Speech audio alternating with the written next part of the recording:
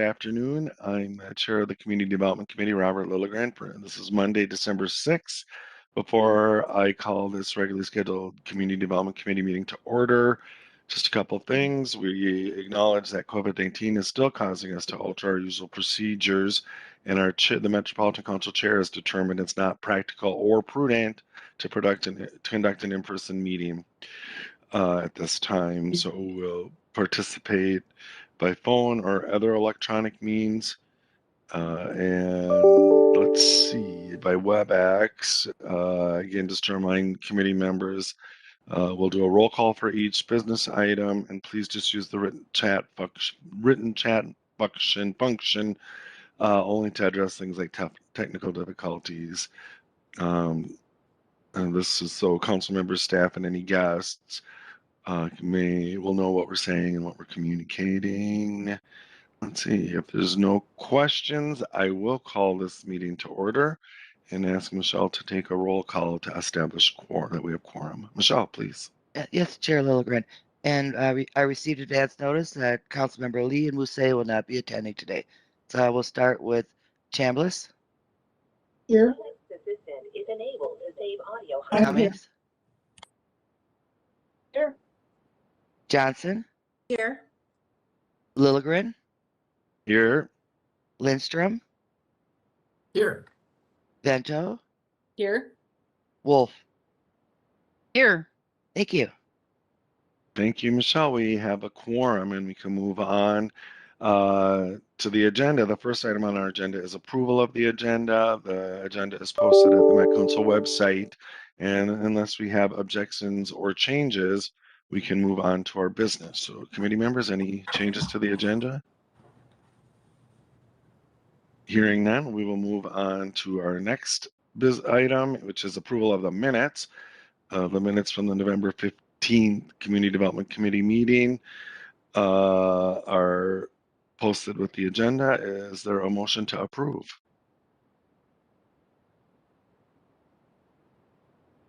Vento moves approval. Wolf seconds. Thank you, council members. Discussions, additions, corrections? Hearing none, Michelle, please call the roll on the minutes. Yes, Chair Lilligren. Chambliss. Aye. Cummings. Aye. Aye. Johnson. Aye. Lilligren. Aye. Aye. Lindstrom.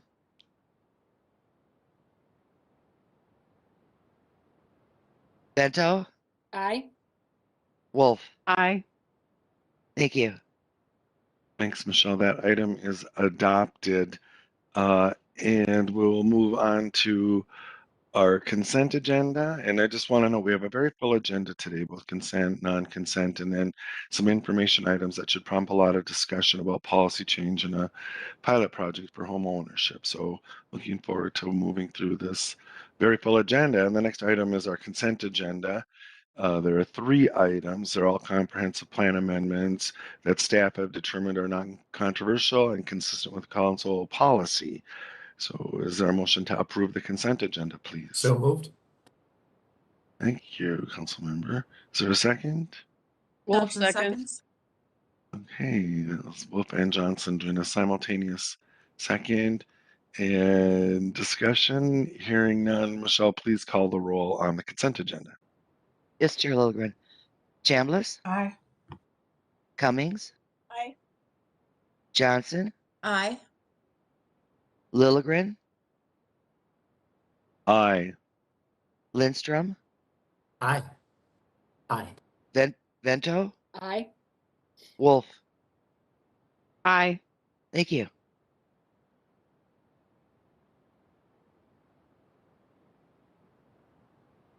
Excuse me, Robert, you might be muted.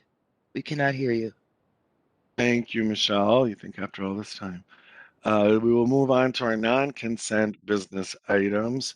The first is 2021-340.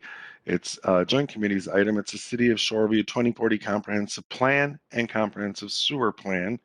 And that will be presented today by Eric Wojchik. Mr. Wojchik, welcome. Thanks, Chair Lilligren. Can everybody hear me okay? Yes, we can. Great, thank you. I just wanted to warn you, the mailman just pulled up on my street. So if there's a bunch of barking and I have to mute, that will be why. So I apologize in advance. Thanks for the advance warning. Well, my name is Eric Wojchik. I'm a sector representative for districts 2, 9, and 10 in the local planning assistance group in community development. And before I present this plan, I'd like to firstly thank city staff Nikki Hill, who is the Assistant Community Development Director, and former city planner Kathleen Castle for their assistance with this plan. They put a lot of work into this. I'd also like to thank Rita Trapp and Laura Chamberlain from HKGI for their assistance with this plan. So before you today is the City of Shoreview's 2040 Comprehensive Plan. Next slide, please.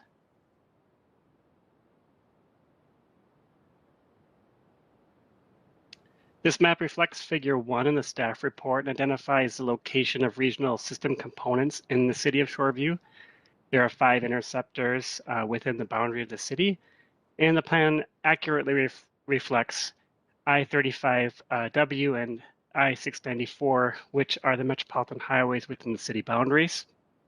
Regional park system components within Shoreview are Vadnais Snail Lake Regional Park, Highway 96, and Rice Creek North Regional Trails, and the Lexington Avenue Parkway Regional Trail Search Corridor.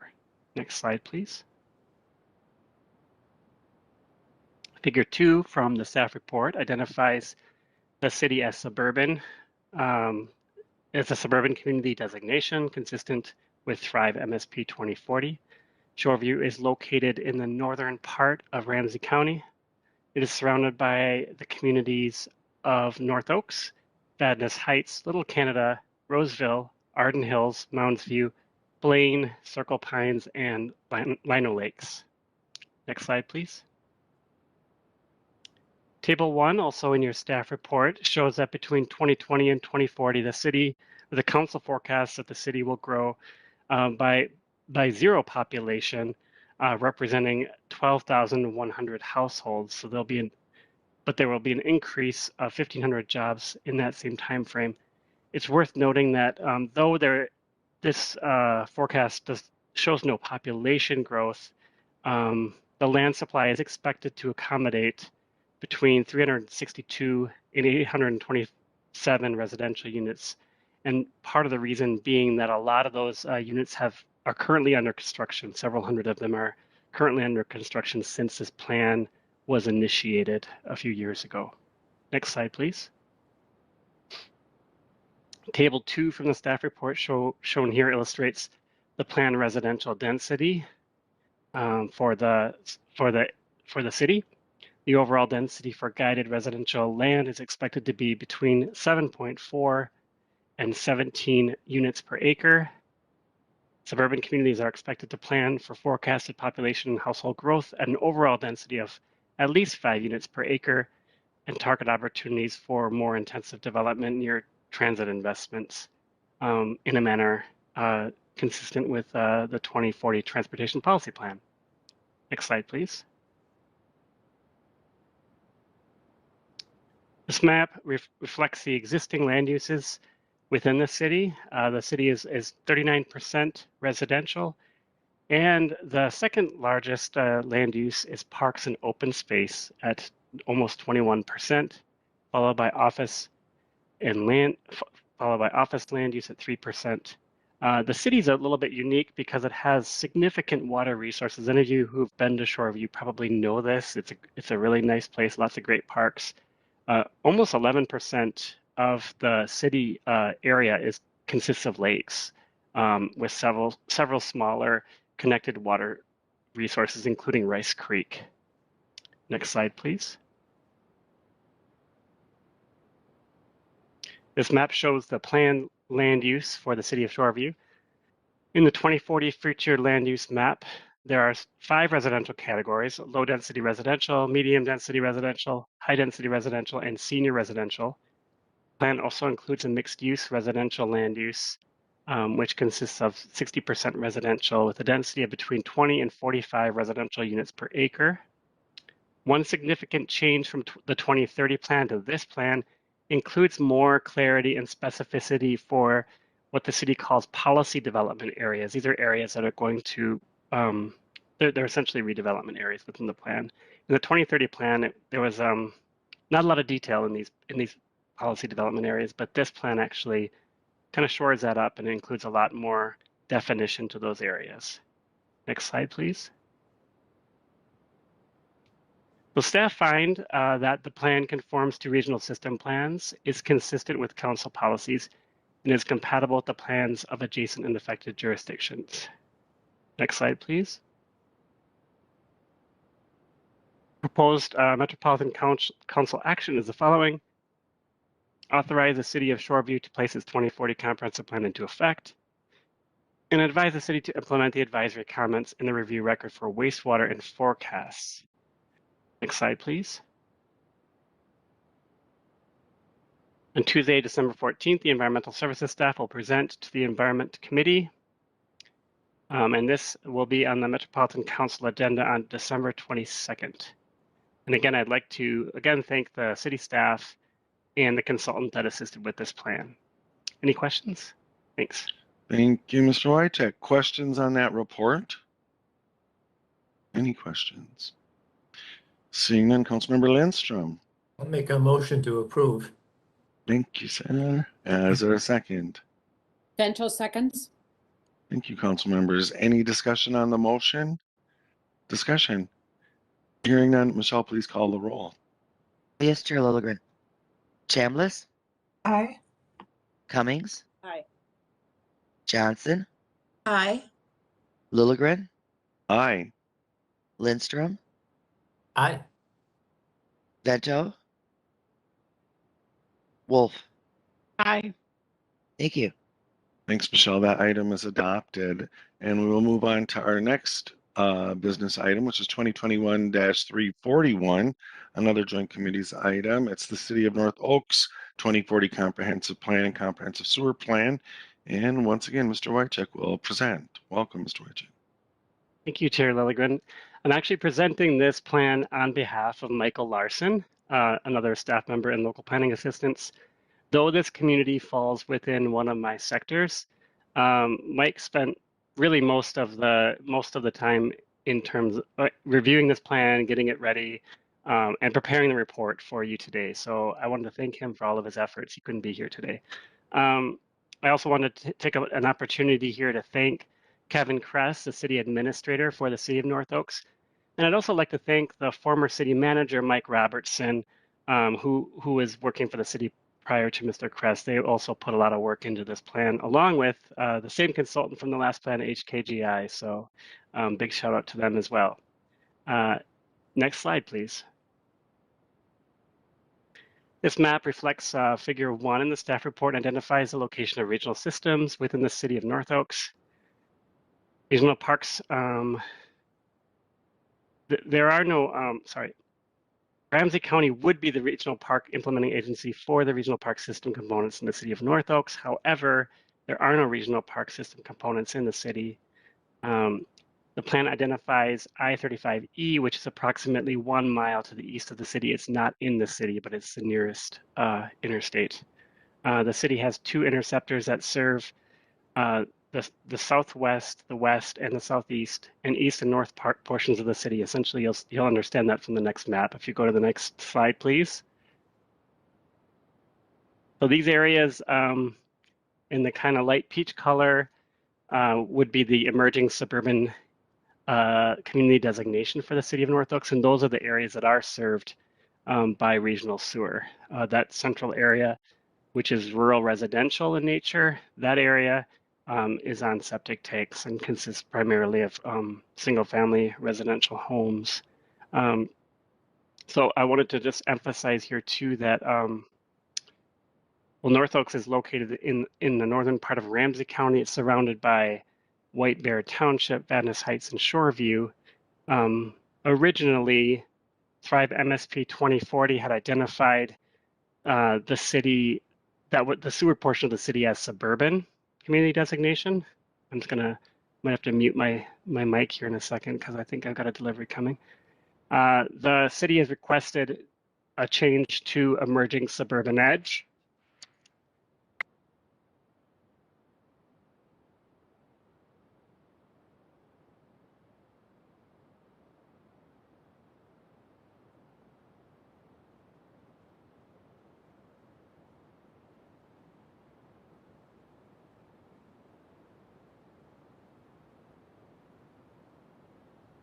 I apologize for that.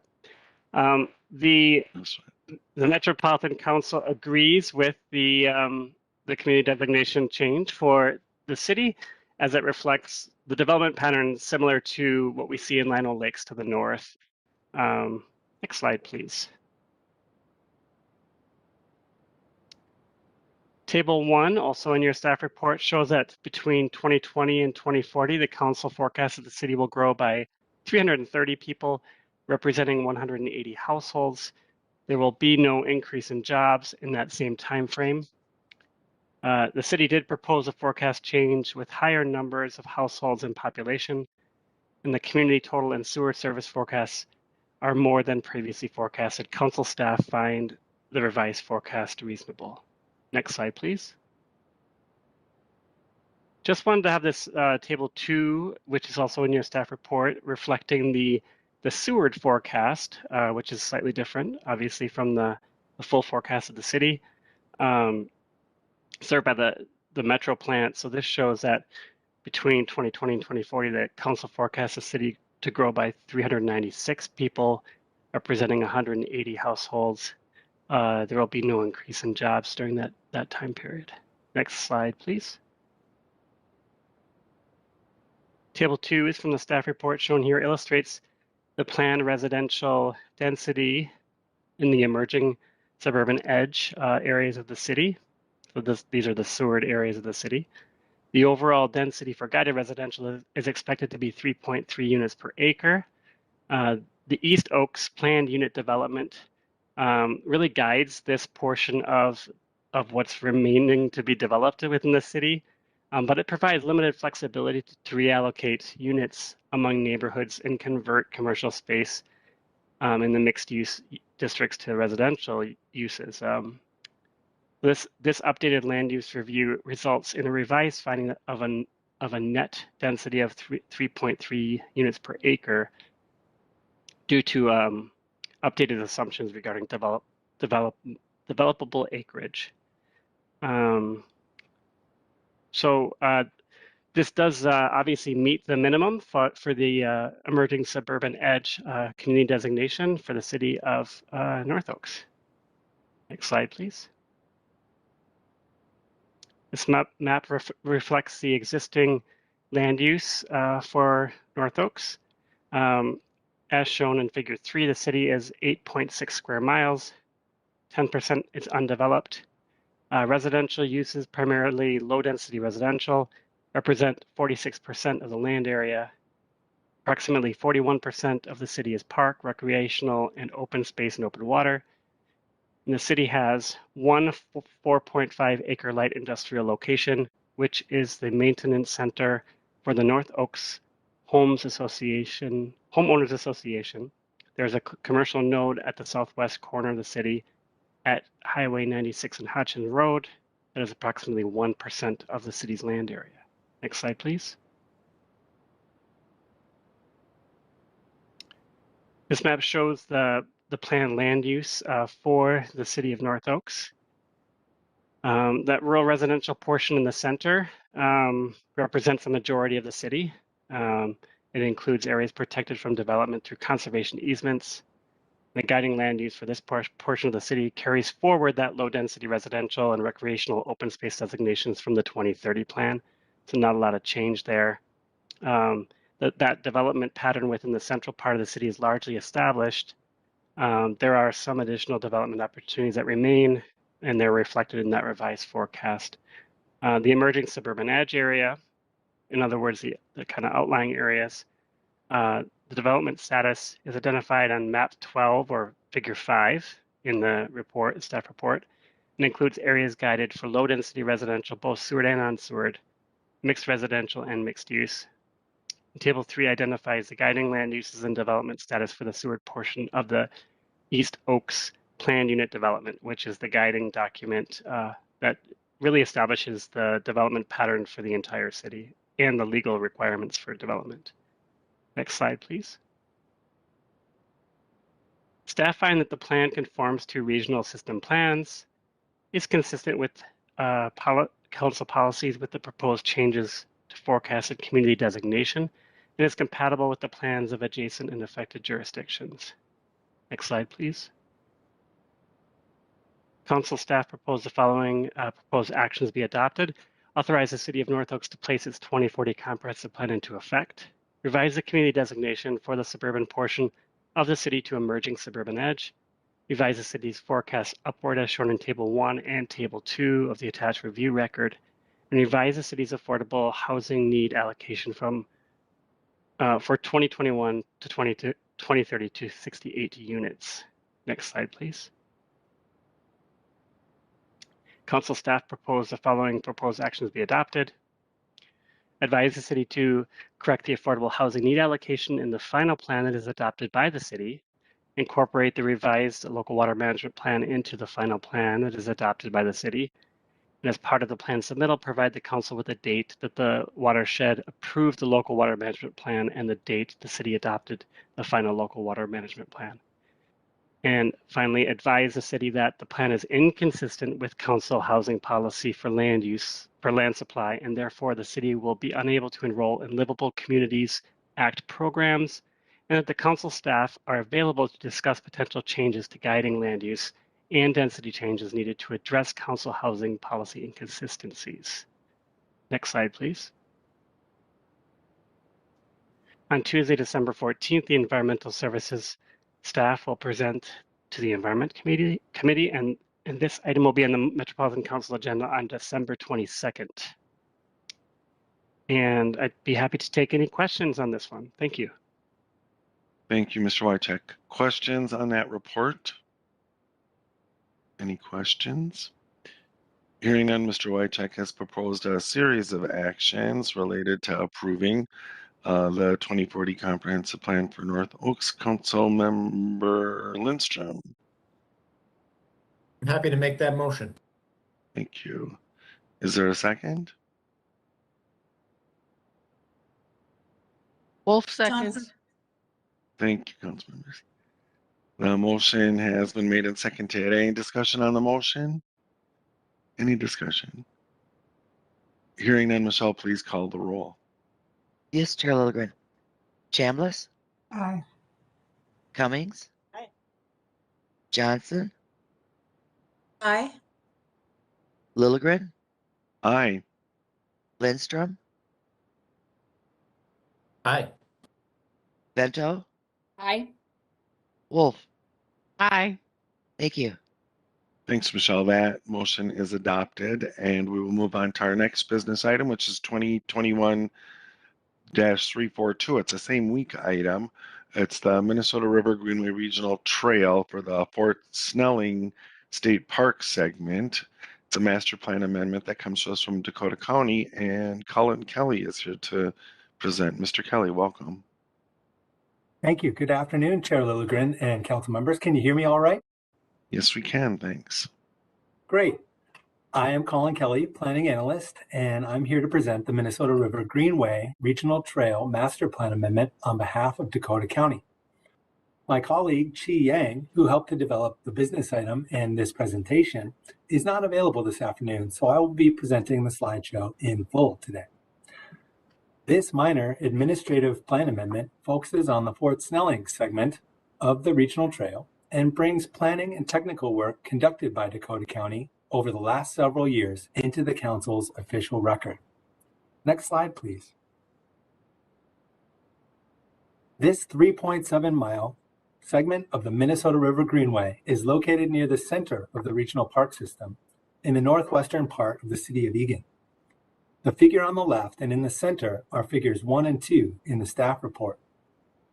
The majority of this segment is within Fort Snelling State Park and will connect to existing Minnesota River Greenway segments at the Nichols Trailhead to the south and the Lone Oak Road Trailhead to the north. The figure on the right is figure 3 in the staff report. Council staff found that the trail alignment depicted in the 2021 Environmental Assessment Worksheet, or EAW, for this trail segment varied enough from the alignment depicted in the 2012 council adopted plan to necessitate a minor plan amendment to update the council's records. Importantly, over 3 miles of this trail segment is proposed to travel through Fort Snelling State Park. Again, on the east side of the Minnesota River.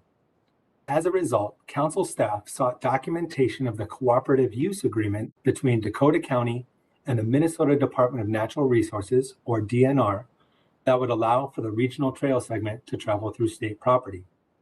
Next slide, please. Dakota County completed the majority of its engagement with key stakeholders and the community during the 2012 regional trail planning process, which informed the initial trail alignment. From the 2012 planning process to the 2021 EAW and this master plan amendment, Dakota County has worked with a number of partners, including the U.S. Army Corps of Engineers, U.S. Fish and Wildlife Service, the Minnesota DNR, local watershed districts, the City of Eagan, and others. This plan amendment builds off of the solid foundation of the 2012 trail plan and brings the 2014 feasibility study, 2017 Cultural Resources Interpretive Plan, and especially the 2021 EAW into the Council's document of record. For the updated alignment, Dakota County conducted additional engagement with key agencies and reached out to the community specifically about the Fort Snelling Trail segment. Both partners and the public showed support for the new trail alignment that makes key trail connections, improves the safety of bicyclists and pedestrians, provides opportunities for wildlife observation, and minimizes environmental impacts. Next slide, please. 2 out of the 3 items listed under the development concept here are considered complete and are currently open to the public. The third is the focus of this plan amendment. Improvement to the Nichols Trailhead, just off of and below Cedar Avenue, were completed in 2019 and 2020. This trailhead currently connects trail users to the Greenway's Black Dog segment to the south.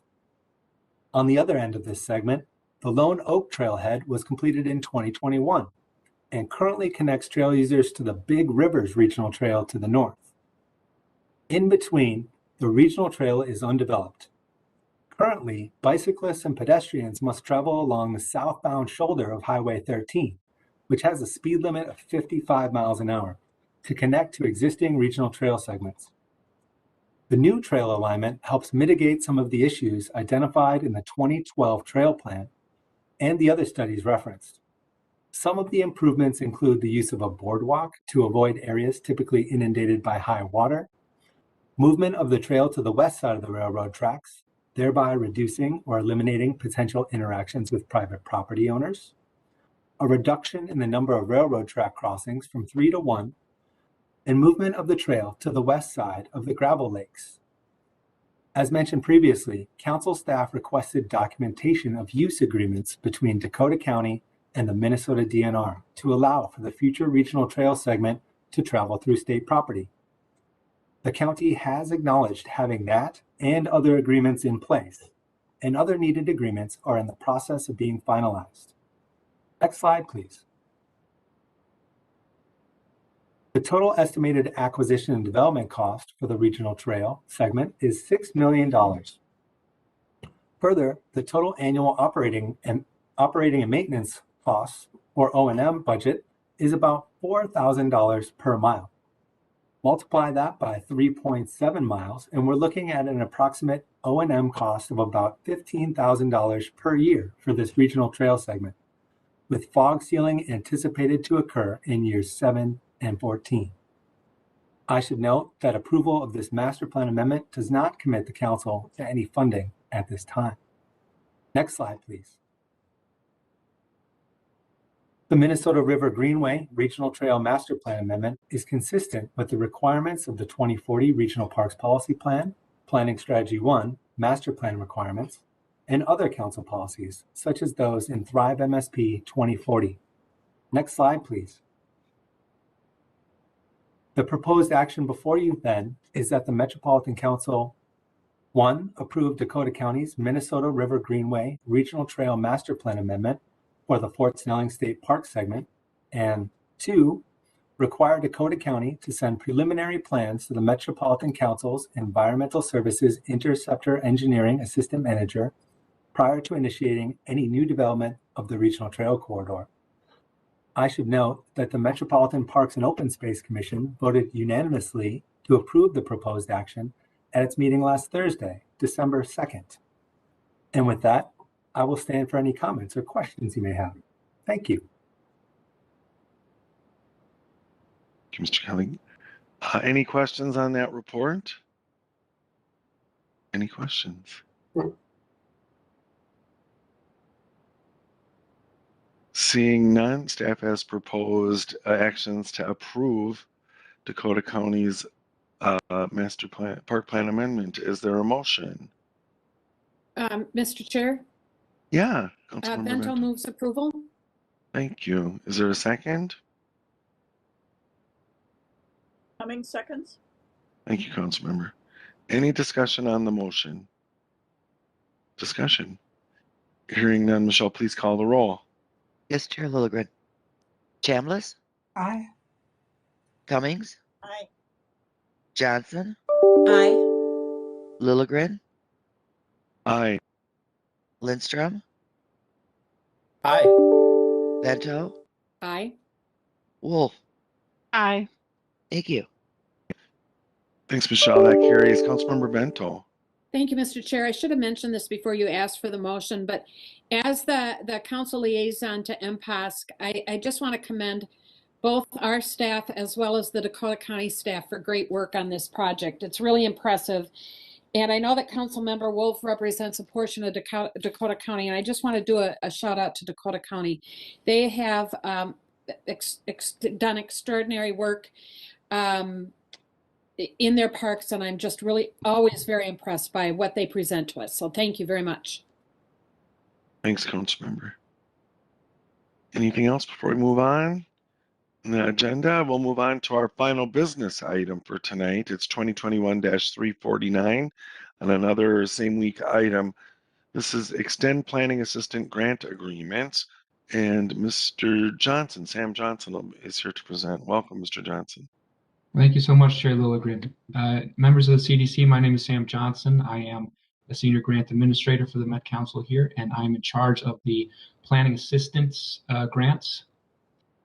Now, the action that I'm putting forward for you to consider is to have Council staff execute a 6-month grant agreement extension for the Planning Assistant Grant Program. We have 10 grantees with incomplete 2040 comprehensive plans. The extension will allow these communities whose grant agreements are set to expire at the end of this year, December 31st, 2021. They are working in good faith to respond to required council processes related to the completion of their plans. And these extensions will provide an opportunity for our local planning assistance sector representatives to reassert a timeline with the grantees for completion of the outstanding work in their plans. Next slide, please. So just to give a brief overview, the Planning Assistant Grant Program is authorized by state statute, and it has council, recommends that council establish a planning assistance fund to assist communities with demonstrated need and lack of available financial resources. Just a little bit of history. In 2016, council established criteria to assist cities that are experiencing first a higher level of growth than the median for the metro area, but also having a smaller net tax capacity per capita. Next slide, please. So the council holds funds and they set it aside to mature every 10 years at an amount that they project will pay for half of planning costs for these cities. The total funding amount for this past round was $1.9 million. And it translated to not about exactly 70 grants that were at the levels of 10,000 and 32,000 for cities of various sizes, and then 64,000 for consortiums of townships and smaller cities. Now, to give you an update on the program, it has already paid out half of the grant to all of these communities at the halfway point of the work completed, which was back in 2018. And the final half of the grant will be paid out to the grantee once they have adopted their council authorized plan. Now, when working with these cities on their comprehensive plans in 2018, council staff recognized that there was a need to extend grant agreements. And so they came before the council and received authorization to administratively review grant progress and execute extensions as necessary. As a result, 37 communities received extensions and have been working with council staff to address findings of incompleteness in their plans so that they can resubmit a complete plan for review and authorization by the council. Now, earlier this year, council staff reviewed progress of these grantees and decided we needed to execute a second round of extensions due to expire at the end of the year here, December 31st. So 15 grantees now have received a second extension, and 5 has subsequently submitted plans that have been approved and are well on their way.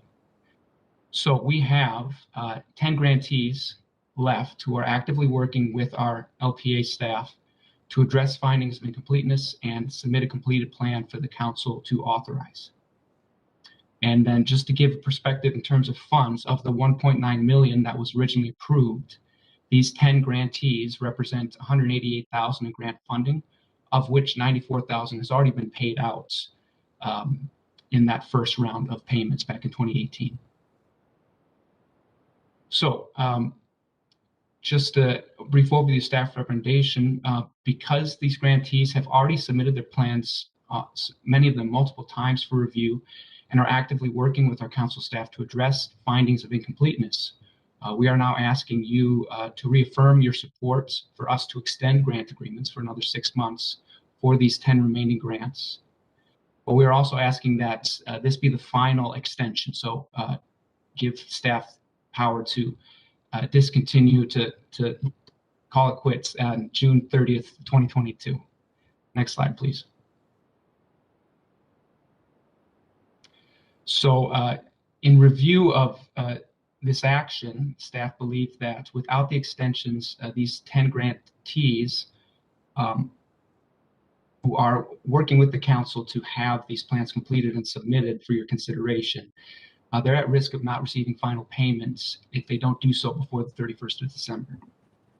So council staff believe that an additional 6 months is a reasonable amount of time to wrap up the progress, the work with the grantees, and then which would allow them to present their complete plans to council for review and authorization. And then if grantees have not completed their work by June 30th of 2022, staff would have recourse to hold final grant disbursement for the grantees, or even ask that the grantees pay back grant funds that have already been reimbursed. Next slide, please. So the proposed action is that the Metropolitan Council extend planning assistant grant agreements until June 30th, 2022 for grantees with incomplete 2040 comprehensive plans. And with that, any questions? Thank you, Mr. Johnson, for the report and for your work on this. Any questions on that report? Chair, if I may? Yeah, please, Councilmember Chambliss. Yes, I'm curious if we could get a list of the cities that have applied successfully through the council and have active plans with us. I think that would be helpful. Wonderful. And just to clarify, are you wanting all the cities that received grants or just the ones that are remaining that still need to complete their work? All the cities that have received grants. Can do. Thank you, Councilmember. Any further discussion on Mr. Johnson's report? Further discussion? Wolf moves approval of the staff recommendation. Thank you, Councilmember. Is there a second? Second by Chambliss. Thank you, Councilmembers. Any discussion on the motion? Discussion. Hearing none, Michelle, please call the roll. Yes, Chair Lilligren. Chambliss, Aye. Cummings, Aye. Johnson, Aye. Lilligren, Aye. Lindstrom, Aye. Bento, Aye. Wolf. Aye. Thank you. Thanks, Michelle. That item is adopted. And with that, we've dispensed with the business portion of our agenda. We'll move on to the information items. The first is the Livable Communities Demonstration Account Policy Expansion. And Hannah Gary is here to present. Ms. Gary, welcome. Thank you. Can everyone hear me okay? Yes, we can. So Stephen Klimek and I are going to be co-presenting today. So I'm Hannah Gary. I'm a senior planner with the Livable Communities Act. And today we're presenting information on a proposed policy expansion in the LCDA accounts. And I'm Stephen Klimek, also a senior planner with the Livable Communities Act. And to get started, we'll go to the next slide.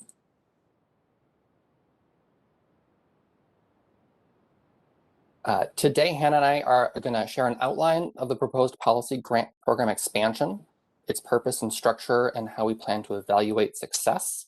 After that, there are several discussion questions to collect committee members' input and feedback on the expansion's goals and scoring criteria, how we should evaluate it, your recommendations for outreach, and any other issues staff should be considering.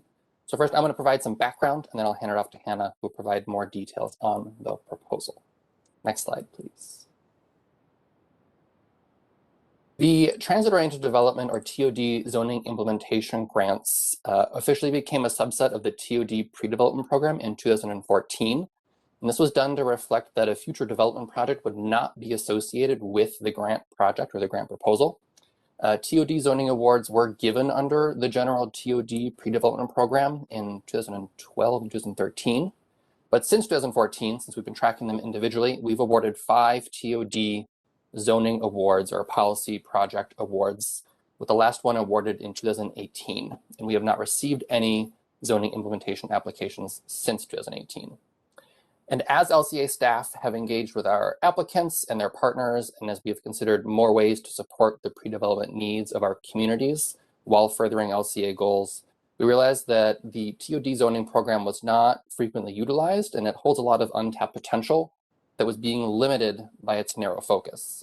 And as a result, staff have been considering how to support other types of development influencing policies with the use of our pre-development program funds. So over the past year, we've vetted this idea of an expanded policy program with stakeholders and found sufficient enough interest to design an expansion for council consideration in 2020. Next slide. So the current TOD zoning policy grant program has a couple of specific goals: influence TOD patterns in a way that support council TOD goals, and support TOD zoning policies that further TOD goals beyond individual TOD projects. And our premise for the expanded policy program is to expand these goals and focus on influencing development patterns in ways that support both LCDA and TOD goals, and support a range of local policies that can further LCDA and TOD goals beyond individual LCA-funded projects. So a TOD zoning implementation grant under the expanded program would still be an eligible project within this proposed policy program, but the expanded framework would really enable LCA participating communities to address other development-related issues within policy, and we'll expand on what some of those will be in a minute. But just staying high level on the next slide, the kind of overarching high-level understanding of the kinds of policy projects that we would be able to support in the expanded program. These are the guiding principles for LCDA and for the TOD programs that policy projects could address: maximizing connections, and for TOD, increasing ridership, creating more housing choices through affordable housing, creating living wage jobs accessible to local workers, and in TOD also promoting a mix of moderate to high density development. And we use these guidelines to structure all of our grant programs. And on the next slide, in terms of scale and scope of what the proposed expansion would look like, it would be available to any participating LCA city, and staff expect 76 cities to be participating in the program in 2022. And on the next slide, the proposed expansion would remain within our pre-development programs that LCDA and TOD have. Our LCDA and TOD pre-development grants are offered twice a year. Staff is suggesting that the policy program expansion would initially be offered in the second round of our pre-development in 2022, before being offered in both rounds of pre-development in 2023. And this would provide more opportunity to further develop the application and really focus on outreach in 2022. So with that, I'm going to hand it off to Hannah, who's going to share more details on the design of the program, including the kinds of policies we'd expect, how we'd score, and how we might administer it. Thanks, Stephen. If we could go on to the next slide. So the proposed expansion would support locally adopted policies that meet the LCDA program goals that Stephen has just described. More specifically, we would be looking for policies that support affordable housing, living wage jobs, environmental sustainability, increased density, improved connections, and equitable development. And even though a policy may not focus directly on equitable development, all policy proposals would need to discuss how the policy would support achieving more equitable outcomes through development. Next slide. So what kind of policies would we fund? Eligible policies are those that would both meet LCDA goals and are locally adopted by a city council and enforceable.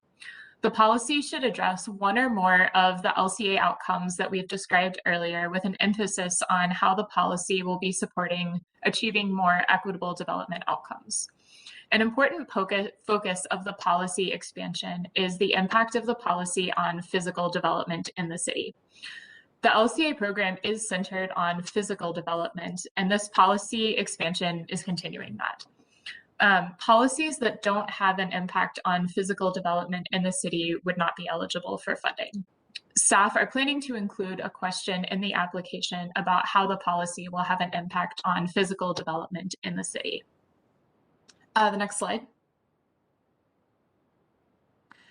So applications are going to be scored using a very similar scoring structure to the existing TOD zoning scoring, which is following a what, how, and who framework. And you can find a more detailed breakdown of the proposed scoring criteria in your staff report. And the what criteria, which looks at the outcomes of the proposed policy, will be assessing how well the application meets LCA goals that are associated with the physical development in a city, as well as the extent to which the policy will support achieving more equitable development outcomes. Next slide. Here we have the how and the who categories. The how criteria evaluate the process through which the policy will be developed. So we'll be looking at how well the applicant is describing who benefits from the policy and how their understanding of who benefits is informing the equitable development strategies that are part of the proposed policy. In this category, we're also looking at how well the applicant is including a variety of stakeholders in their policy development. And the who criteria addresses the capacity of the project team and how well the project team represents those who are most impacted by identified inequities. Again, these criteria are very similar to the existing scoring that we have in place for the TOD zoning program, as well as the LCDA and pre-development programs. We're going to be continuing to refine these criteria based on your feedback today and plan to present finalized versions in February. Next slide, please. In doing some initial outreach, we heard that having example policies would be important for potential applicants. This slide before you is a very small snapshot of the kind of policies that would be eligible in the policy expansion program. The city of Richfield has adopted an inclusionary housing policy with a recent update that incentivizes larger units, deeper affordability, and has additional accessibility requirements. The city of St. Louis Park has adopted additional environmental sustainability requirements for some developments in the city, including some developments that are seeking local financial supports. And finally, the city of Minneapolis has included cultural districts in their most recent comprehensive plan. The cultural districts seek to prioritize resources to protect racial diversity and cultural identity of areas where a significant portion of the population identifies as residents of color. Next slide. So because this is a new program, we do intend to do additional outreach to cities to encourage participation, make sure that everyone is aware of the program, and make sure that everyone knows how to apply to the program. So right now, while the majority of our communication planned for next year is going to go out to a large list of city staff, developers, supportive organizations, and past applicants, we are planning to target this outreach just to city staff. We also plan to send communications to the League of Minnesota Cities and to Metro Cities. We'll initially be sending out information about the program in January and February, which is when we send initial announcements about all of our programs, and plan to hold a webinar that's specific just to the policy expansion in April.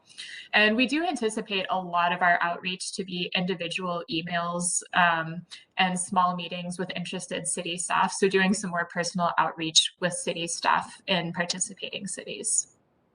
Next slide, please. So in line with our mindset of continuous improvement, we plan to evaluate this new expansion. And we do understand that we'll likely need to have more than one cycle to really get information about how well the program is working, but we want to make sure that we're including the evaluation plan at the outset. Through the evaluation process, we're interested in how well our own internal process worked, how easy it was for applicants to navigate that process, if the award amount was the right amount or if that should be adjusted, how the program should shift over time, and if there's enough interest or capacity, and what impact the program is having on development policies across the region. We're of course interested in policies that have come through the program and how those policies are having an impact on local development. But we're also interested in tracking the field of policy adoption more widely in the region and following trends to see how our programming can be the most supportive of local cities. Next slide. So finally, there are going to be a couple of minor administrative changes that would be associated with this policy expansion. Because we're anticipating the majority of the applications to propose policies that are impacting the city as a whole rather than a specific geographic area within the city, we're proposing to have a single application rather than differentiate between LCDA and TOD policy applications. So along with that proposal, we are proposing to make the same change in the pre-development applications. So the current LCDA and TOD pre-development applications are very similar, but applicants have to submit separate applications for TOD or LCDA projects. Combining the LCDA and TOD applications into a single pre-development application would be more efficient for staff, as well as streamline the process for applicants. And with having the applications combined into a single application, we would adjust the per city application limit and the funding limit accordingly.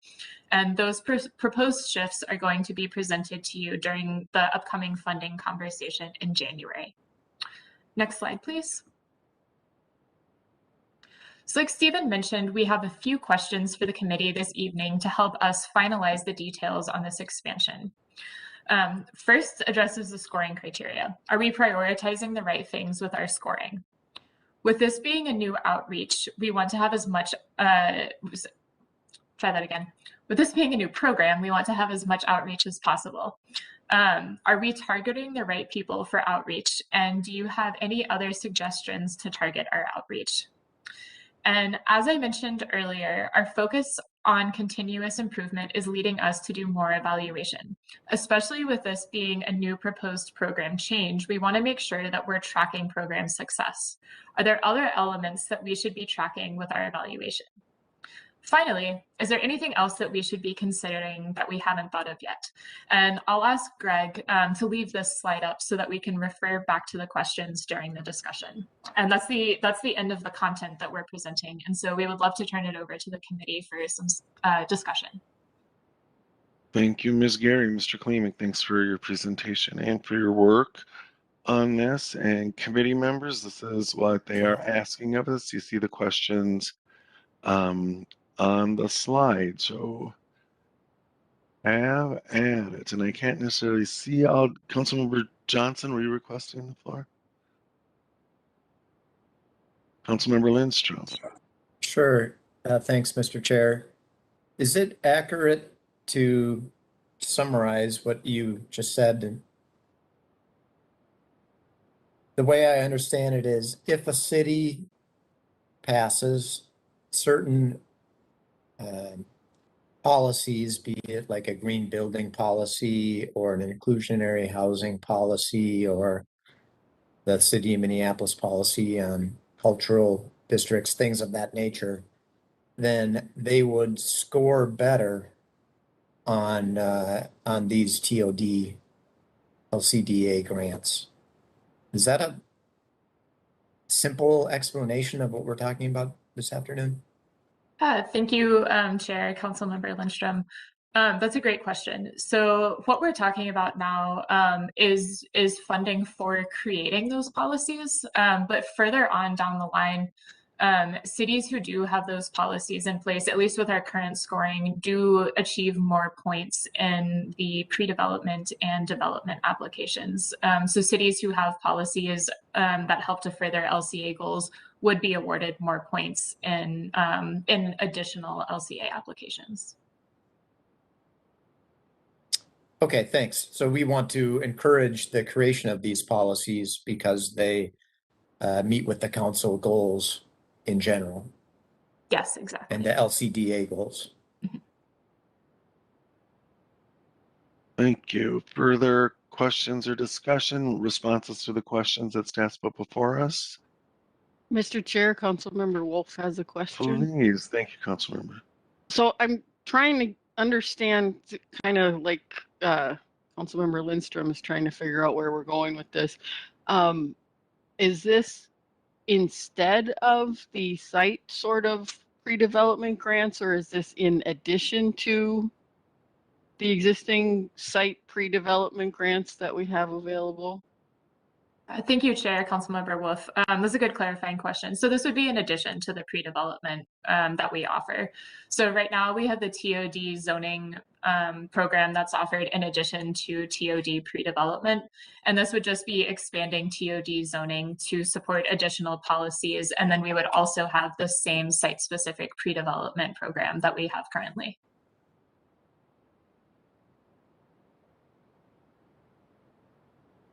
So just to clarify for myself, Ms. Gary, so this would be resources to support a broader array of housing policies that align with our goals, with our goals, correct?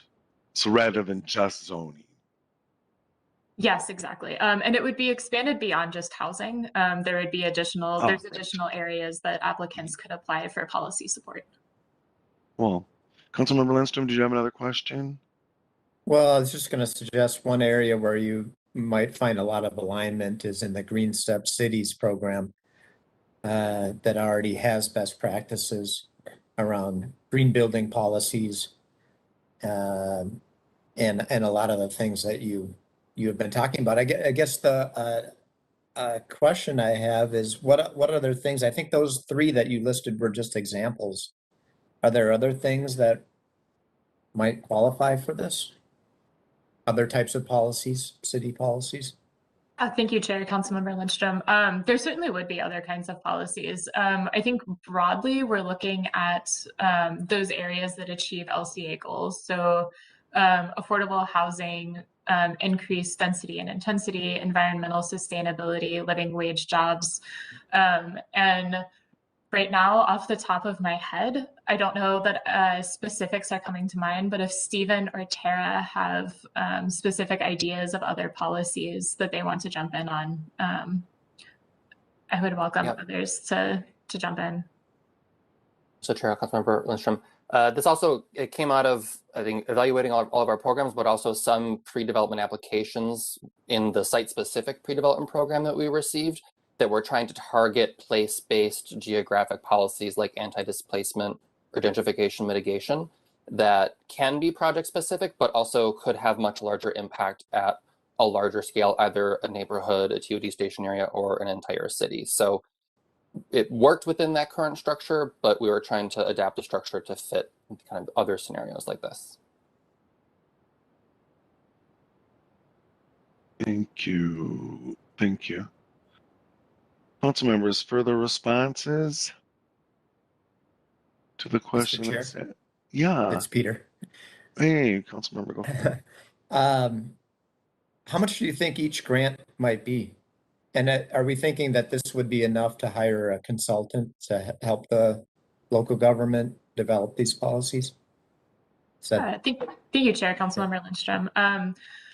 Initially, we are looking kind of our draft number where we're at right now, we're looking at $50,000 to be award limit for the policy creation. And we would expect that to be working with a consultant or potentially supporting stakeholder engagement for the policy creation. And that's a number that we came up with from having some conversations with our local planning assistance teams and looking at other comparable grant programs that are available to support policy creation. It's possible that that number could shift slightly between now and the time that we present the funding recommendation to you in January, or the funding discussion in January. But right now, that's the initial number that we've been discussing.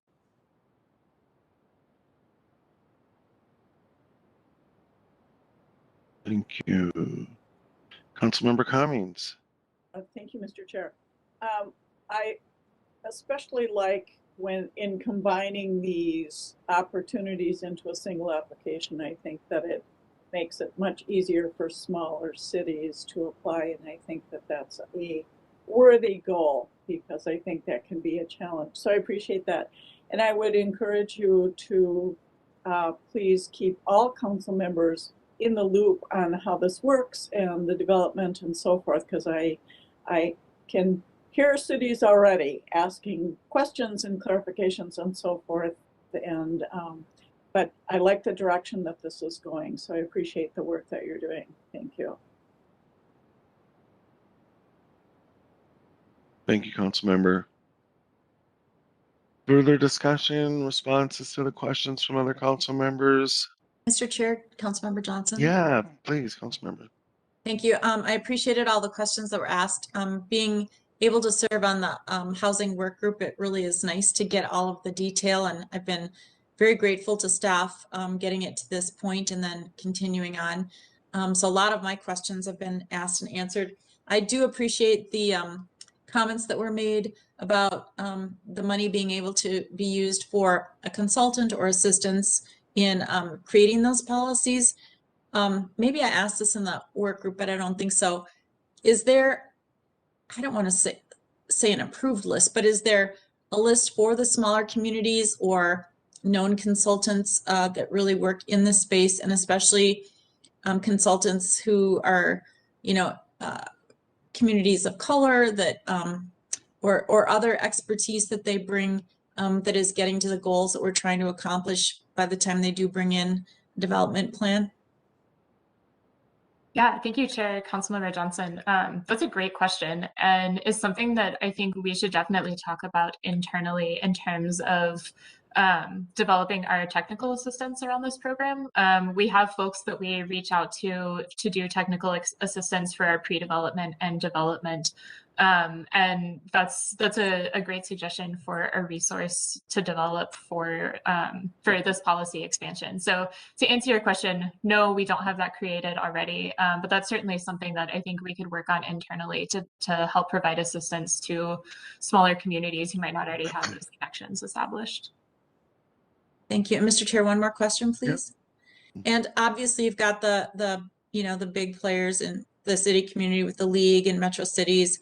And of course, the subsets of those are MLC, Municipal Legislative Commission, and others. So, that's really the best place to reach out. But I think too, I know the staff does a really good job, and maybe council members can assist if in a capacity for staff is always an issue, but there are always the North Metro Mayors Association, and I've got the mayors group that meets out in my district as well. And I know they're the Ramsey County group, and there's just Dakota County officials who all meet.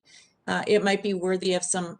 They meet, and it might be good program content is all I'm saying, to help get to that next level where officials can ask questions and get answers directly from the team and share ideas amongst their peers in some of this work too. And then especially as some of these policies have been or are being created, I know we're also a good resource for the best practices and maybe some sample ordinances or sample policies or whatever it might be that can be shared out, so that we don't have to reinvent the wheel with this money each time a city wants some support, but can continuous improvement around what we're trying to do and make each policy better, and then hopefully they're giving us feedback in that process as well, so that we're hearing what they're coming up with. And I really do appreciate the team to sharing with us that it really is the cities who are helping to drive this, and that the feedback is so important because they're the ones who have to figure this out and implement it and get it right, whatever that means for their community. So just really appreciate the efforts on this. I think it will evolve and continue to move forward, but I think our goals in this are solid, and the cities will be hopefully driving it. Thank you, Councilmember. Other comments from committee members? Other comments? And then, Stephen, I have one question, and this goes back to the administrative changes that are outlined on slide 15. And I am really intrigued and sort of charmed by this idea of just combining the application. So there's just a single application, and you say that it's more efficient for staff and applicants. And I just want to make sure that I'm clear on what that means. And what I think it means is that applicants and staff won't waste time, I guess, applying in an area which might not be appropriate and then evaluating that application. And so it seems like from a user perspective, an applicant perspective, you would submit your application and then staff would have the ability to administratively determine which was the most sort of competitive pool of funds. Is that what I'm hearing? Yeah, thanks for that question. So in terms of how it's easier from the user end, that's definitely part of it, that we do spend quite a bit of time talking with applicants about which is the best program for them to apply to. And with this proposed administrative change, applicants wouldn't have to go through that process of trying to figure out which program to apply to and talking with us about which program to apply to. And on our end, we actually would be looking at just combining those pools of funding rather than having separate LCDA and separate TOD pre-development funding. Sure. Because the applications and the scoring criteria are so similar, and we would just focus then more on scoring within context. So making sure that we're still assessing applications within their particular development context. And then on our end, for the staff side, rather than creating two nearly identical applications and making sure that all of the wording matches between the two applications, we would just be creating the one application. So it would eliminate a lot of that double checking to make sure that we're presenting the applications in almost in an identical way for the two programs. Thank you. And okay, and then just to sort of touch on answering your questions, I'm very supportive. I really like the uses that are listed on slide 8 about what policies that we would be funding. And I'm trying to get back to the questions here. There we go. Okay. And talk about outreach, and maybe this is already part of your outreach plan, but one of the things I'm really interested in, and I've said this before, but it's these sort of hyper local sort of efforts that are going on, and just trying to think of how to do outreach that's distributed broadly through the metro area. And it seems to me that business associations and chambers would be good places, where maybe even in the less densely populated parts of the metro, but where like-minded people, business-minded people, entrepreneurial people who may be interested in applying would be coming together. So it seems like business associations and chambers would be good outreach areas. And I think that was all. Yep. Committee members, any other input for staff? And we'll be seeing this again in January, correct? Yes, this will be part of our, I guess pieces of it will be coming back in January. And then when we present the final fund distribution plan for approval in February, we'll have all of the finalized details presented there. So I've definitely been taking notes throughout the conversation, and we'll be making sure that we make updates based on the feedback that we've gotten today. Thank you, Ms. Geary. Mr. Klimek, thank you as well. Committee members, any other input? Anything else? All right, thank you very much. I have been in Zoom meetings since like 8 o'clock this morning, and I'm actually losing my voice at this point. So it's a good thing we finished our agenda. Anything else, committee members? Tara, did you? Oh, excuse me, we do have one more information item. Oh, I'm sorry. I'm jumping. Okay. Like I was wondering why Tara just came on screen. Thank you, Michelle. All You're very right. welcome. We will move on to the local housing incentives account affordable home ownership pilot with Tara Beard and Ashley Johnson. Welcome. Hang in there, Mr. I'm Chair. doing Yeah. my best. We won't let that get us down. Thank you, Mr. Chair. Sorry about that. Yeah. Not at all, not at all. Again, my name is Tara Beard. I am the Livable Communities Manager, and I will turn it over to Ashley to introduce herself and get us started in the presentation. Good evening. I'm Ashley Johnson, manager of the Local Housing Incentives Account, or LHIA. Tara, who is the manager of the Livable Communities team, and I are back to discuss LHIA's Affordable Homeownership Pilot. Next slide, please. So today we will be discussing 4 items with the committee. First, we will give a brief overview of the pilot. We were last here about 3 months ago in September, and since then we've incorporated feedback from September's meeting and had discussions with the council's housing work group and land use advisory committee, and both have given us invaluable feedback and direction. After that review, we will share draft scoring criteria for the committee's discussion and feedback. And next, we will revisit funding availability options and discuss next steps. Next slide, please. So by now, I think you all are fairly familiar with the pilot priorities.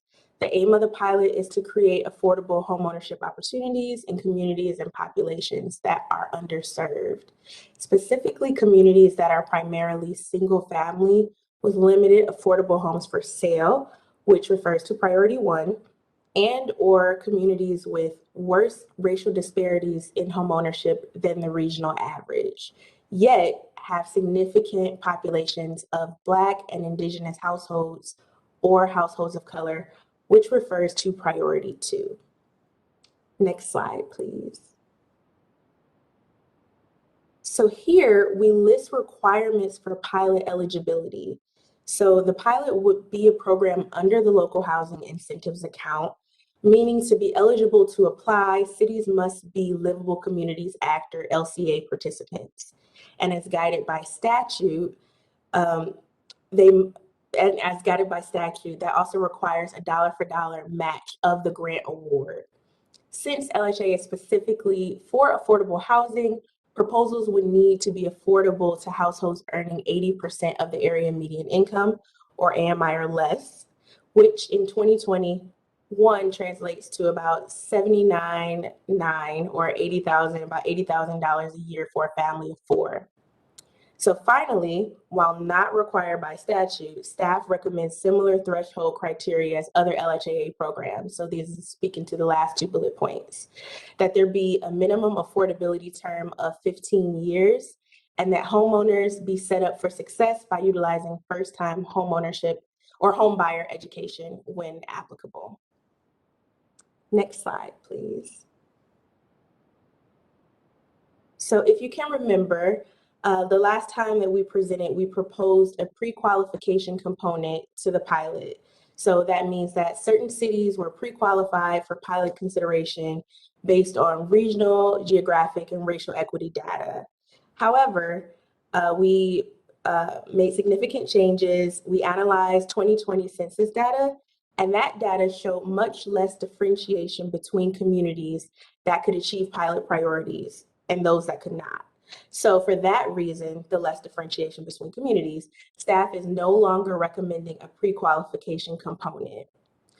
Instead, staff has developed a two-step scoring process that will require a minimum score in step 1, which is more aligned with how we score in other LCA programs. And in the next few slides, we'll discuss how it could work. Next slide, please. So, as mentioned in the previous slide, step 1 was set a minimum bar for addressing one or both pilot priorities, and it's shortened for the rest of this presentation as pilot priorities. And then step 2 of the scoring process would include 2 sections. One, to consider engagement efforts to people with significantly lower rates of homeownership in white households, so that's very contextual. And this is to ensure equitable access to housing opportunities created with our funding. And this will be termed equitable access moving forward in the presentation. And then another section under step 2 will consider unique local needs and the depth or length of affordability provided in a particular proposal, which we will call unique needs and affordability in the presentation moving forward. Next slide, please. So let's jump into our pilot scoring criteria. So for the next few slides, here's a little guide at the top right where we show where we are in our scoring process, whether we're in step 1 or step 2. And for geographic equity listed here, there are points based on a community's affordability and a community's share of single-family housing stock. One criterion that I would like to unpack and highlight here is the last one. So we're proposing to award points if a project is in a city with affordable housing, with an affordable housing need less than 20, or if more than 50% of their affordable housing need is in the 51 to 80% affordability level. So this is an example of how we've been working to directly link regional housing policy and comprehensive planning work to our LCA funding priorities. Currently, all LCA participating communities have acknowledged their share of affordable housing need for the 2021 decade in their comprehensive plans and are guiding for higher density land to make the creation of affordable housing possible. However, some communities have a very small allocation of future need. So for example, one LCA participating community has an allocation of only 3 units through 2030. So these points for under this criterion would incentivize those communities with smaller need numbers to consider meeting those needs through affordable homeownership opportunities. And other cities may have allocations of need, but may have larger allocations of need, but based on staff research, the majority of that need is within that bracket, that 51 to 80% AMI range. So this would incentivize those communities to consider meeting that income level through wealth building opportunities of homeownership. Next slide, please. So for the racial equity priority, we are continuing to prioritize communities with the highest racial disparities in homeownership. And despite significant shares of Black, Indigenous, and other residents of color, more points will be available for citywide data to that effect to focus on the opportunity to achieve regional outcomes. But if a city doesn't meet that criteria broadly, they can still achieve some points for trying to address racial inequities in their own local context. Next slide, please. So to sum up step 1 of pilot priorities, there are 17 total points available for this step, kind of our minimum for this minimum bar component. And applicants would need to achieve a minimum of 5 of the 17 points to sufficiently, well, what we would consider sufficiently address the pilot priorities. And those 5 points could come from either geographic choice or racial equity priorities, but we do want to set a minimum bar to ensure the purpose of the program is being met. And here is where I will pass it over to Tara to discuss step 2 of the scoring process, where we discuss equitable access, unique needs, and affordability. Next slide, please. Perfect. Thanks so much, Ashley. All right, so moving from pilot priorities section to equitable access section. This is what I've called in the past the best practices list that we've discussed with you before to ensure that Black, Indigenous, and other home buyers of color have equitable access to homeownership opportunities. And so we also want to consider, we also would consider applicant provided best practices to achieve these points. You know, additional things that aren't on this list that can be demonstrated through the application process that are being done to create equitable access to the homeownership opportunities that we fund will certainly be considered, and we're even hoping can help us broaden this list and expand on our ability to provide technical assistance about best practices over time. I'm going to go on to the next slide. I realize there's a lot of text on that slide. I'm hoping that the fact that the tables are also in your info item, and we can certainly go back, is a good enough reason to not read to you every individual criterion. So for the final section of the scoring criteria, which we call unique needs and affordability, that's where we would look at cultural, financial, or other needs unique to the local context. We would also look at deeper or longer term affordability, so points for projects that could serve households earning less than 80% AMI, and for proposals that would maintain the affordability of the home upon resale for more than the minimum of 15 years. Finally, as required by statute, we would give a point to communities that are net receivers, is one way to say it, of fiscal disparities funding, but more specifically, cities that have a contribution net tax capacity that exceeds their distribution net tax capacity by more than $200 per household. And that, again, is explicitly stated in the statute. So this is basically a connection to fiscal disparities that supports communities with less tax capacity and their ability to achieve points in the program or in the evaluation. Next slide, please. So this is kind of the summary slide for all three sections. Again, the pilot priorities has a lot of points available. There is a minimum bar we would expect to ensure we are achieving pilot priorities, but there's a variety of ways to achieve them. Equitable access would be 11 points, and unique needs and affordability would be 10 points, for a total of 38 points for consideration and discussion today. If those, you know, the way that those point numbers relate to each other feels right. We do have a slew of questions at the end, but I have a couple other slides about, or I have one more slide about funding, but I think I should stop here before I talk about funding availability and open it up for discussion, if that's okay with you, Chair, on what we've presented so far. Thank you, Ms. Beard. Ms. Johnson. Questions from committee members? Councilmember Wolf. Thank you, Mr. Chair. So it looks like the scoring for the part 1 evaluation is pretty much, you could score all of that right now and give us a list of what cities or census tracts would make the cut, because it's all based on things that are already existing in those cities. Do you have that list? We do have, you know, analysis using our equity considerations data and the since September, the updated 2020 census data. And that analysis is what showed us that, you know, unlike when we talked to you in September, most cities can achieve some sort of priority that we've discussed around geographic equity or racial equity. The extent to which they do is still, you know, something to consider. So you find in the geographic choice points, there are more points available for a city with an average sales price that's affordable to an 80% AMI household, fewer points available to a community that has an average sale price that's higher than 60% AMI. So there's still built into the criteria some kind of differentiation between communities that have more or less opportunity to address the pilot priorities. But again, there are the other points in the other two sections that provide different types of opportunities to achieve those points.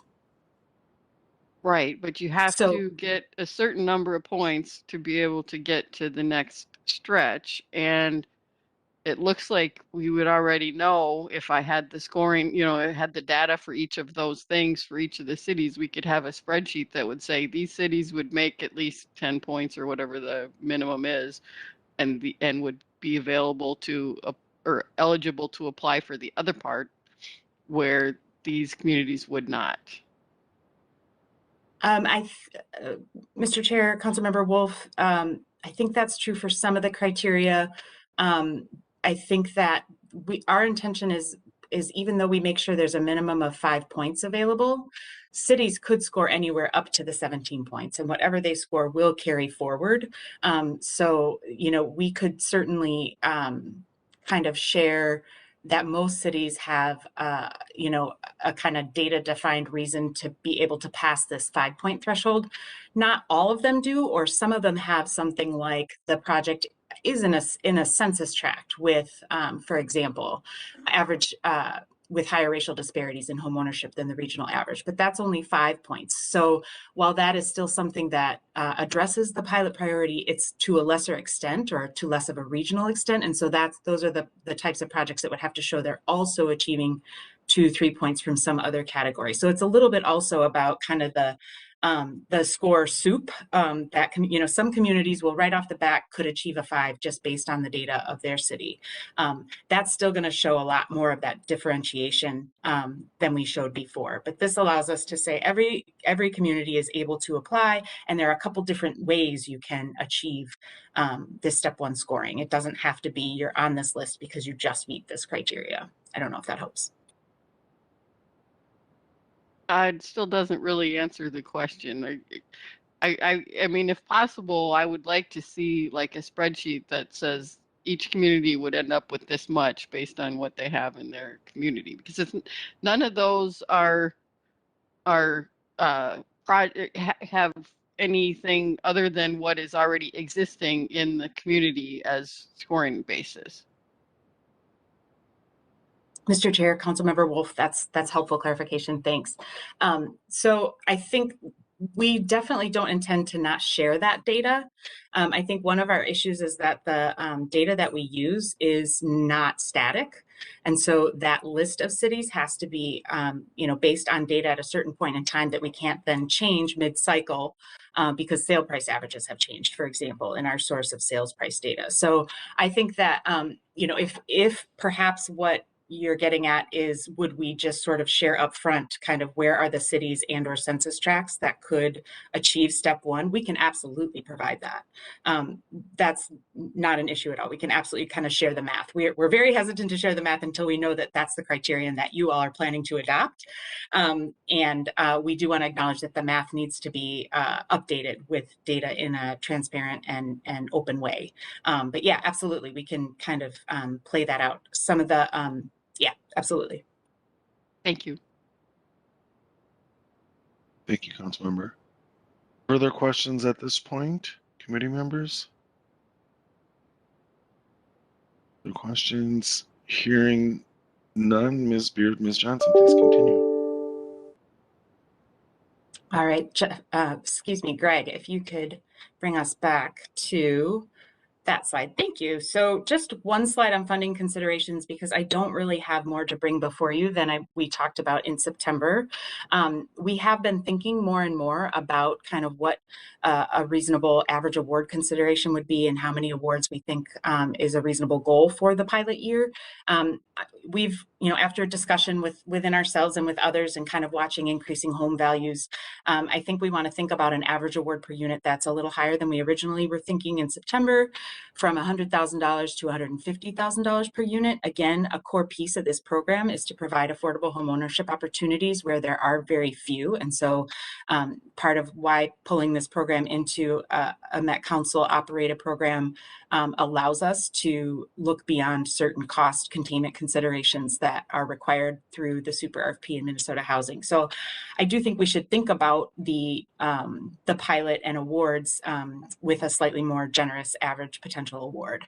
I still think around 10 to 20 homes feels kind of like from the interest we've garnered and the folks we've talked to and the scale of work that's being done in this domain. I feel like 10 to 20 homes is still kind of right. And so that recommended funding amount for 2022 for the pilot remains in that $1 to $2 million.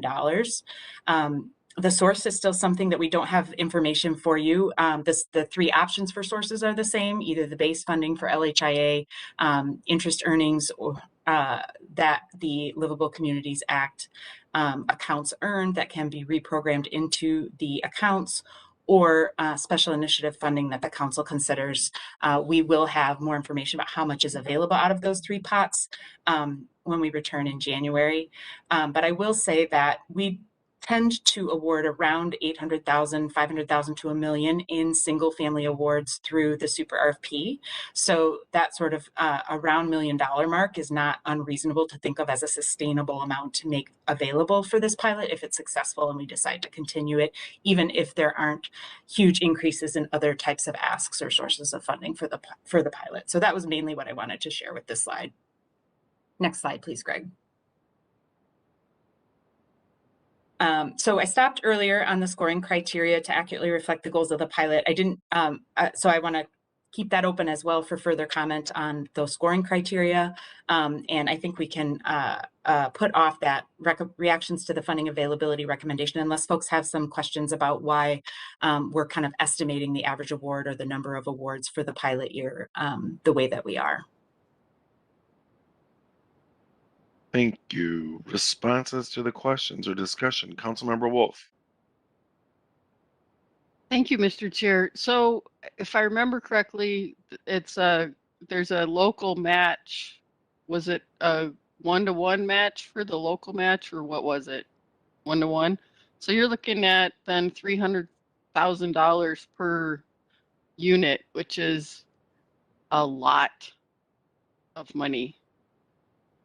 A really lot of money for each unit, and I have some concerns about that. I mean, you could buy a lot of the houses in my neighborhood for $300,000 and really not have to pay a mortgage at all at that point. I mean, that's if you're looking at buying everybody $400,000 or $500,000 houses, that to me that's a really bad use of program funds.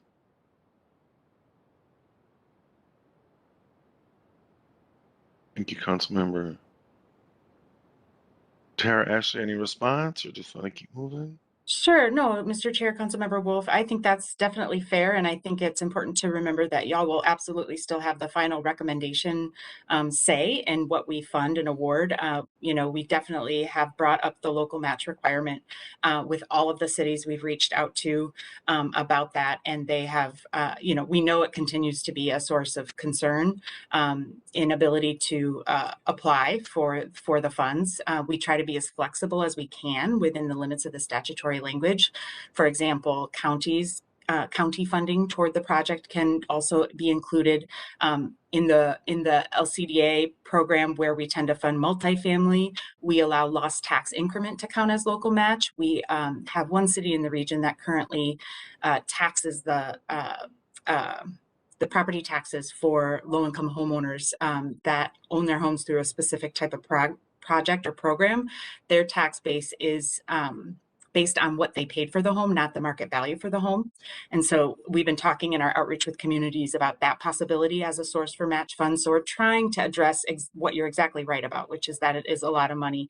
And I don't know that we will see applications for that much. I think that we want to, you know, I think what we really want to do is keep our minds open for saying, cost containment is really important, and providing affordable homeownership opportunities where none are currently available because of price points is an issue as well. And so if there is a part of the region where land costs or construction costs continuing to be what they are, that even a modest home is over $400,000 to build new, if we could, you know, subsidize that to a significant degree to a low-income household, again, all the particulars would still need to be considered and would be up to you all for final recommendations, but we want to be as flexible as possible while we see what the interest is. And this is not just new construction, it can also be existing homes. Okay. Mr. Chair, Councilmember, yes.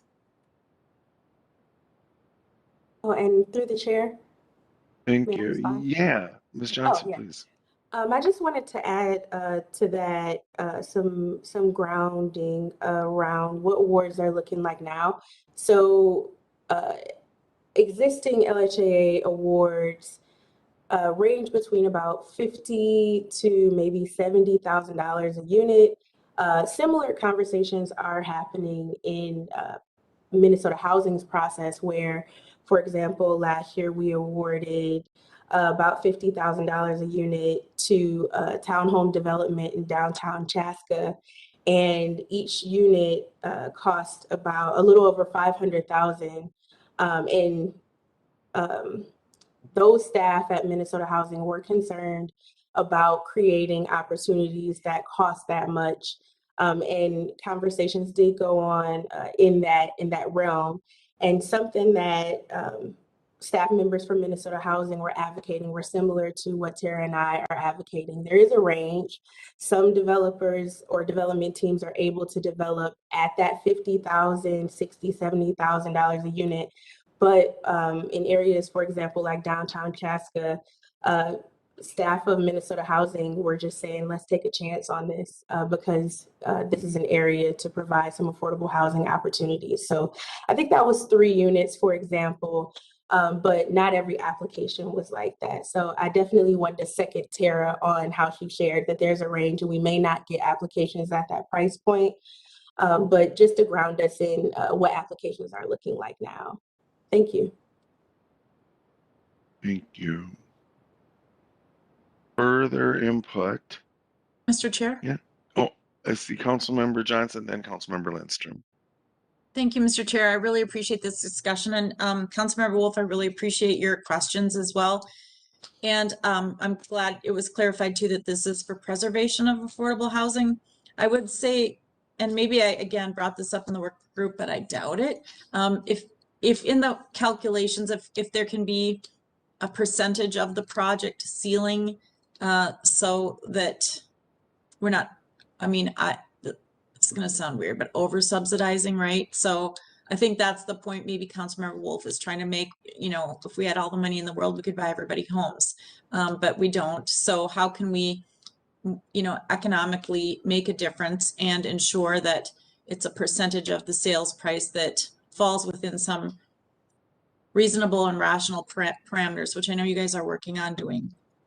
And, you know, I'm really interested in, y'all know, because of the emails I've been sending in around our housing work group, that, you know, preserving homes is probably the better bet right now for affordability than, you know, scraping, you know, cornfields and trying to get infrastructure in. And although, you know, that's probably where some of the most affordable housing is needed. So I know it's as much of a art as a science, and trying to do this and work with Minnesota Housing and all of the proposals that come forward.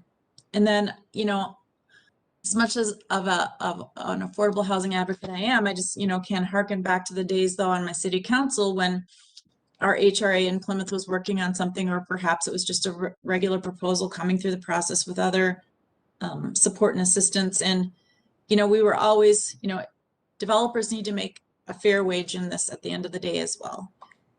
But I know there were concerns, and we just wanted to always voice that we don't want to, you know, be subsidizing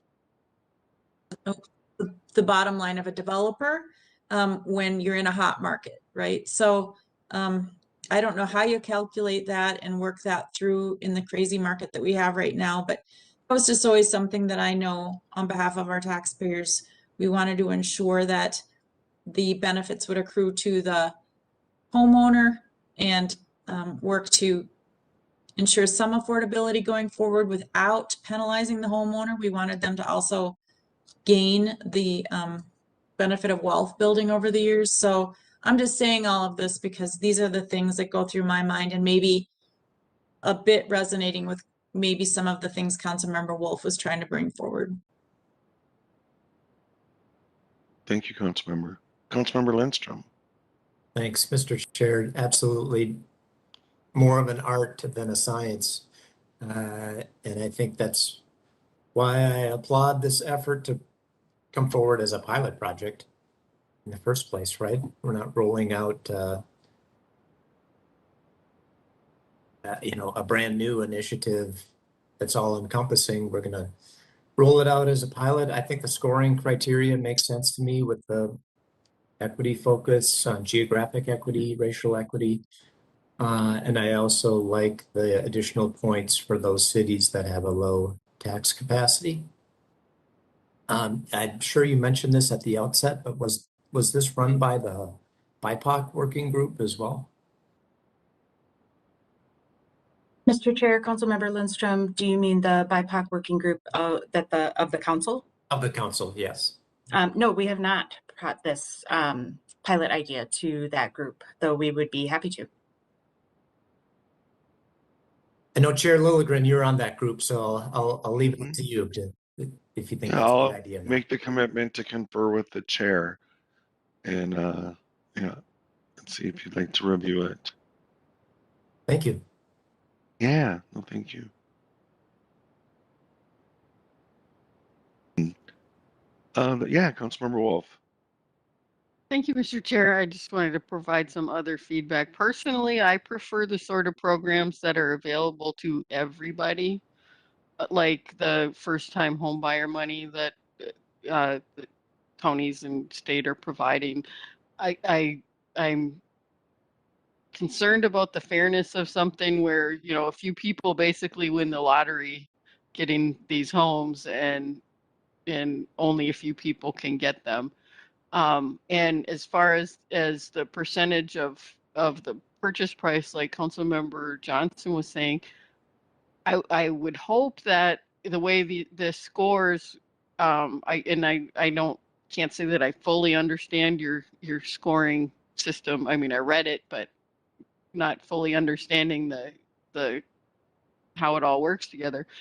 That ones that are doing their best to stretch affordability as much as possible get more points. You know, I mean, I'd rather see a row of townhomes become a part of a land trust than a $600,000 house. You know because it provides affordable. If we're gonna basically have a lottery of people getting to have these homes, I would like to have it be as cost affordable as possible rather than a couple of doozies.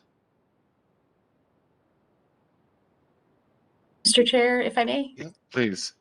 Thank you so much, Councilmember Wolf. Yeah, I think that, you know, I just want to offer that our approach here has been that the kind of stretch the affordable housing subsidy dollar approach, especially in homeownership, has led to the very sort of disparities in access to homeownership that we see today. And so we don't necessarily think we have all the answers, but we are trying something different to see what the appetite and potential is to make affordable homeownership opportunities available in parts of the region that don't have any, yet they still have plenty of workers in that community that earn lower wages, or families that want to live in that community and are currently priced out. So I think that your points are very well taken. There is absolutely no intention to, provide for example, $300,000 subsidy to a homeowner that can sell in a couple years and just walk away with all that equity and it went away forever.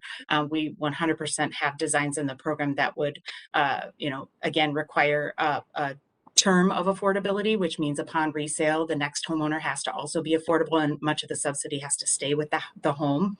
And so, we're definitely really cognizant about those issues, and it absolutely is kind of a policy direction and something we can try to suss out more in the criteria.